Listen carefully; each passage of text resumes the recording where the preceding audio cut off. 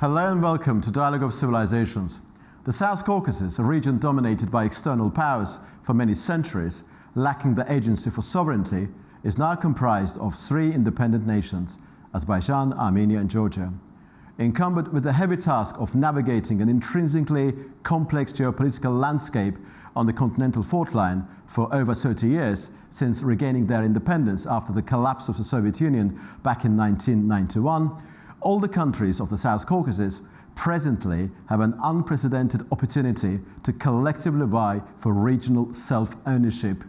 This final step towards complete independence is essential for maintaining the geopolitical autonomy of the South Caucasus, further increasing its significance on the global stage. The perceived self-interest of the local regional actors, Azerbaijan, Armenia and Georgia, mandates the creation of what is colloquially referred to as the House of Caucasus, a highly integrated, stable and economically prosperous regional framework of cooperation as an absolute must. Yet there is a long way to go, with so many stumbling blocks remaining ahead, such as the continuing absence of a long-awaited peace deal between Azerbaijan and Armenia and wider disagreements on the nature and modus operandi for unlocking the web of regional communications lines. And what is believed to be in the best interest for these countries does not always necessarily correspond with the vision of external powers, be they in the immediate vicinity or slightly further away. What is a European vision for the South Caucasus? How important is this region in the pecking order of consequentiality when looked at from the prism of an astute EU policymaker? Does Europe view the South Caucasus as a peripheral region to be tacked onto its geopolitical order as an auxiliary element or as a potential group of future member states? And more than anything else, what are the civilizational characteristics of the South Caucasus? These are some of the questions that I intend to discuss with my guest today. And my guest today is Mehmet Ogutcu, former senior Turkish diplomat and also OECD executive based in France. Mr. Ogutcu, what a great delight to welcome you. It's a pleasure, always, Orkhan, joining you. Mr. Ogutcu, you're a man of illustrious background. You know the European Union very well. Does the European Union have a solid vision for the South Caucasus? And in terms of civilizational belonging, what is the place of this region as a holistic entity in the European mindset? Unfortunately, South Caucasus doesn't come at the top of EU's priorities. It only appears when there is this Russian invasion of Ossetia and Abkhazia, or the Nagorno-Karabakh problem between Azerbaijan and Armenia. Before, of course, it was militarily overcome. And also, I think two of the nations in South Caucasus, Georgia and Armenia, are Orthodox Christians, so there is some sort of sympathy for that. And also, this region is bordering Black Sea and the Caspian Sea. Therefore, not so much EU, but NATO is keenly interested in having a foothold in South Caucasus. But we understand very well that this region would like to have its own regional self-ownership, keeping external powers away. However, it's very difficult because strategically so important this region is. And it's the gateway to Turkey, Russia, Iran, Central Asia. It has huge energy resources, especially in Azerbaijan, but it could also be a transit of some of the Central Asian resources coming to Turkey and through Turkey to Europe, especially from Kazakhstan and Turkmenistan. And but unfortunately, EU doesn't pay as much attention as it should to this region. First, it's so much struggling with its own domestic problems. A union of 28 countries is not easy to manage. EU is losing its competitiveness, economically speaking, because of the rising energy prices as a result of blockage of Russian natural gas coming to Europe. Industrial competitiveness significantly reduced in favor of China and the United States. But also the expansion of the European Union to Eastern and Central European countries didn't do so good to European cohesion and power. Now, in the international arena, there is a very widespread cliche: EU as an economic giant, but political dwarf. And there is some EU member countries paying special attention to South Caucasus. That's France for Armenia, of course. It's the defender of Armenia at any case because of the huge diaspora, Armenian diaspora in France. And also, I think we have to be realistic because South Caucasus, although so important in strategic terms, it has a small population. Altogether, it's about 17, 18 million. 10 million of this from Azerbaijan, and then about 3.7 Georgia, and 3 million from Armenia. It's relatively a small region, but lots of explosive issues. And the conflict resolution was the #1 priority for EU. Now, more or less, I think the Nagorno-Karabakh problem has been resolved, but there is not a lasting, durable peace between Armenia and Azerbaijan. That's a precondition if we are going to have a regional ownership, self-ownership of this region. So without resolving Armenian Azeri problems, and it is quite difficult to make any progress in this regard. The same goes for Georgia. Part of its territory is now occupied by Russia, South Ossetia and Abkhazia, and there is always a lingering threat from Russia to interfere, as we have seen also during the last general elections in Georgia, contested strongly by president and the opposition. And so politically speaking, it is a region where the dust hasn't settled yet. And then you have also different strategic alignments. And Armenia getting closer and closer to the West. Azerbaijan is playing a wonderful balancing act between Russia, Turkey, Iran, Central Asia, and the Western countries. Israel has emerged as a strategic ally in many respects, very vocal and powerful presence in Azerbaijan. It hasn't even cut any ties with Israel while there were calls for that during the Gaza war. And also, Azerbaijan provides the bulk of Israeli oil through Ceyhan. And so from whatever angle you look at it, it's a very, very important region. But there are so many cooks with a finger in the pie. And so Turkey is a strong supporter for Azerbaijan. I think Armenia has strong support from US and EU. And Russia, I think, follows a careful strategy. It had a balanced approach with Armenia and Azerbaijan, but recently it has tilted in favor of Azerbaijan. And this famous Zangezur corridor, Turkey and Russia supports it, while US and EU have a different opinion about this corridor and more closer to Armenian position. So this is a region of different civilizations as well. Yes, indeed. So we had their Ottomans, we had their Byzantines, the Persians, the Russian Empire. So it wasn't only a battleground for them, or sphere of influence or dominance, but it was also a diversity of cultural civilization living in the same geography. And therefore, I think this regional self-ownership is a very important thing. It must happen sooner than later. However, the geopolitical realities make it very, very difficult. Thank you very much indeed. Sorry, please continue. Continue, yes. Please. Pray continue. I don't think that the external powers will leave South Caucasus as a place which is untouched, and it could be left to the regional players, and external powers will be at bay. This is not going to happen, I'm afraid.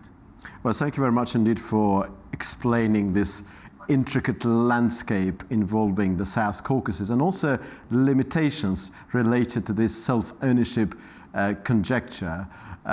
Paul Goebel, you probably know him in person, former advisor to the US State Secretary, likes to quote one Azerbaijani commentator who once said that for Russia, from Moscow's perspective, in the South Caucasus, Georgia is a tool, Armenia is a way, and Azerbaijan is a prize. So this was said in connection with Moscow's regional interests. If to translate this to European sort of position, do those policymakers in Europe distinguish between these three countries in such a way as Russians did in the past and probably do still? I don't think that in EU you have a strategic vision for the region. It's not only for South Caucasus, they don't have a vision for Turkey either, neither for Southeast Europe, which is waiting in the room, a back room, for enlargement process for so long now. And for Europe now, the real priority is Ukraine. Yeah. What's going to happen there when Trump moves to the White House on the 20th of January, whether there's going to be a forced settlement of dispute, giving away some of the territories to Russians, and perhaps having Ukraine, whatever left of Ukraine, could be joining NATO and EU as part of a big bargaining game. And Southeast Europe, where also we have, the troubles in Moldova and Serbia, Kosovo, and this is also next door neighbor to European Union. Then also, of course, what's happening in South Mediterranean is of critical because it's also neighborhood. Whereas South Caucasus is not EU's neighborhood. It's a region where EU has several interests. One is, of course, the Azerbaijani oil and natural gas flowing to the European and global markets uninterrupted. And second, of course, maintaining the Armenian integrity there, and also, if need be, protecting Armenia against Turkey and Azerbaijan. They don't have a balanced policy in this regard. And of course, we have this abstract concept of, promoting democracy, human rights, civil society in the region. But these are coming at the lower level of European Union priorities. In terms of realpolitik, also containing Russia in the region, because South Caucasus is of prime importance to Russia. It's a raison d'etre. If Russia loses its influence in Georgia, Azerbaijan, and Armenia, this is going to be a great loss. Anything not like what we witnessed in Syria, Russia withdrawn and left all these military bases in Syria. It is a loss, but it's not a big loss for Russia. It had to do it because of concentration in Ukraine and perhaps a possible deal with the US on Ukraine. Whereas in South Caucasus, I think there are three big powers, external powers, more influential and decisive than others. Number one is then Turkey and Iran. Although Iran's power somehow crippled as a result of Israeli attacks on its air defense, and Iran has to turn domestically now to prevent any unrest growing stronger and posing a threat to its existence. And therefore, I think Russia and Turkey are the major powers now there, in addition to Azerbaijan emerging as a rising power on its own, because it's the biggest country in South Caucasus with its military, economic diversification, culture, and also strong leadership, because under the current president, Aliyev, I think Azerbaijan has managed its domestic and external affairs very, very successfully, working with the Chinese through the BRI, Belt Road Initiative, working with Putin, so that got support for his Nagorno-Karabakh move, and also corridor, Zangezur corridor, and then also a brotherly nation, Turkey. Aliyev personal chemistry is very good with Erdogan. Then through Israel, it also somehow neutralized the United States reactions, because strong strategic partnership with Tel Aviv helped Azerbaijan in many ways, in Europe and in the US as well. Then its energy resources, of course, used as a bargaining chip in many regards. Therefore, looking from the EU perspective, I think the number one priority is how to protect Armenia as much as possible, and because French are leading this way. And secondly, led by the UK especially, how we can bring more energy resources from Azerbaijan to European markets via Turkey. Thank you. Is there we talked about connectivity agenda, about the Zengezur corridor, that overland passage connecting mainland Azerbaijan with Nakhchivan exclave. So it's a highly integrated, strong South Caucasus with a greater geopolitical agency and autonomy, is what Europe is bound to see and engage with in the fullness of time. And to what extent do you see amongst those external actors that you mentioned, Turkey, Iran and Russia, and when you compare European interests, long-term European interests, do you see a greater degree of realignment with Turkish interests when you compare other external powers? Well, the EU Commission President was in Ankara, as you know, having discussions with Erdogan. It was basically about the migration to and from Syria, but also both sides discussed at length how the relationship between EU and Turkey could be revived, because right now it's on a transactional trajectory. Whenever there is need, especially on the EU side, they come and talk and negotiate with Ankara. The Turkish accession almost forgotten, although it's still part of the acquis communautaire. And I don't think that there is going to be much progress in this area because of problems on the EU side, but also problems on the Turkish side.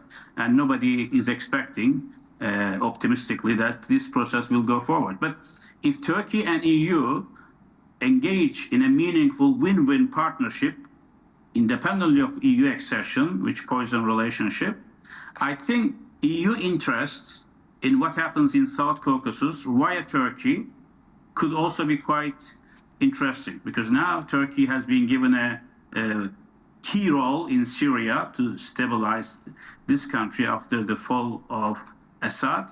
I think the same might happen also in South Caucasus. But Turkey, of course, will not be an honest broker. Turkey always sides with Azerbaijan, and perhaps there is a need for a new type of relationship and partnership involving Georgia, Azerbaijan, and Armenia together to achieve what you call the self-alignment and self-ownership of this region.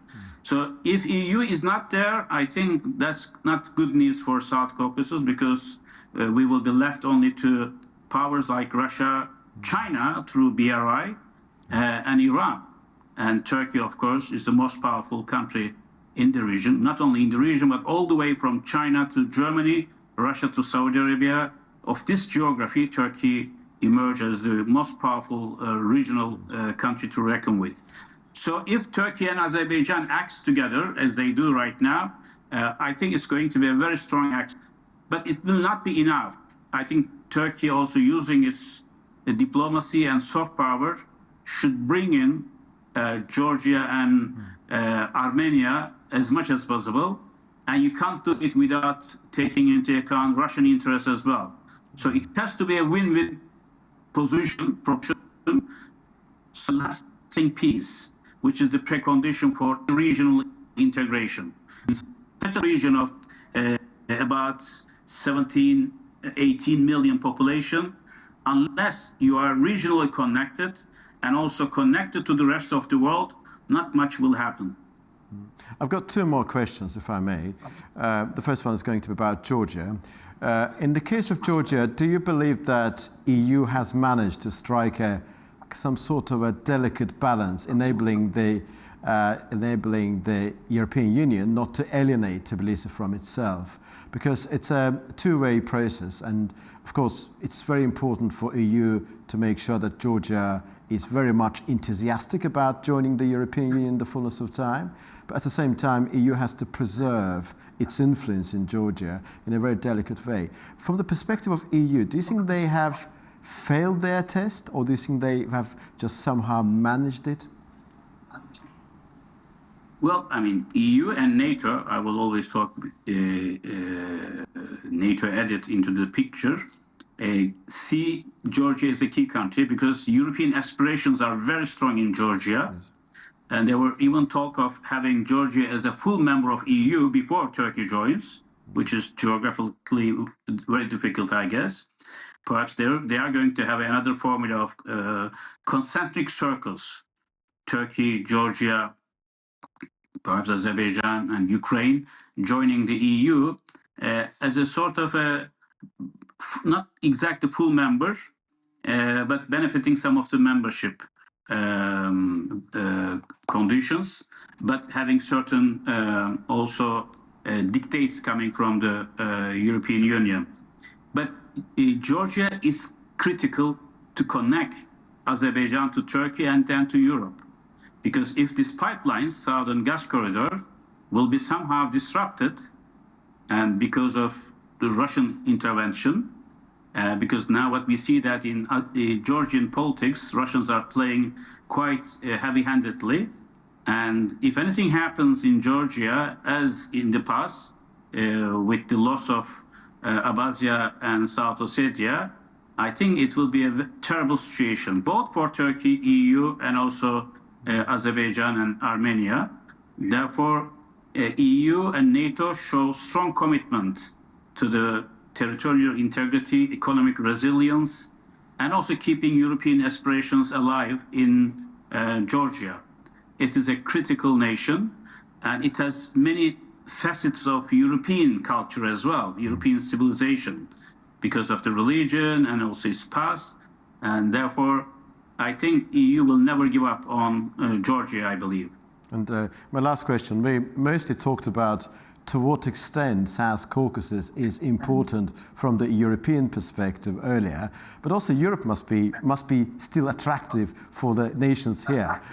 So would you say Europe in its sort of current state, with all of those problems related to the absence of growth, fiscal imbalances and political intransigence, with the present political crisis in France, at a certain extent probably in Germany, being emblematic of those challenges facing the continent, remain equally, attractive for the South Caucasus? Because what I remember back in the 90s and early 2000s, Europe was considered in this region as a future. That was our ultimate destination. Being a member of the European Union was a noble aspiration for all countries here. But now it has changed. Azerbaijan, for example, does not consider joining the European Union at any stage at this juncture. It's not our officially declared strategic ambition. Georgia has this ambition enshrined in their constitution, Article 78, but there are some problems.